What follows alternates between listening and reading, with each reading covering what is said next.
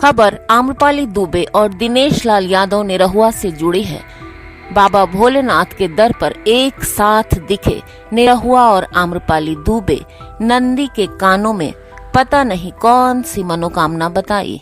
जी हाँ दोस्तों, काम की बात करें तो आम्रपाली दुबे और निरहुआ की फिल्म संयोग भी आ गई है। आप YouTube पर उसका ट्रेलर और गाने देख सकते हैं। फिल्म में एक बार फिर दोनों की रोमांटिक केमिस्ट्री दिखाई पड़ रही है। भोजपुरी की सबसे ज्यादा फीस लेने वाली अदाकारा आम्रपाली दुबे की खूबसूरती का तो कोई जवाब ही नहीं है। एक्ट्रेस अपने फैंस के दिलों पर राज करती हैं। एक्ट्रेस की फिल्म कभी खुशी कभी गम रिलीज होने को तैयार है और 31 मई को टीवी पर आने वाली है। इसी बीच आम्रपाली दुबे ने बाबा भोलेनाथ के मंदिर में माथा टेक कर आशीर्वाद लिया और साथ ही और नंदी के कानों में अपनी कौन सी बात कही और मन्नत मांगी।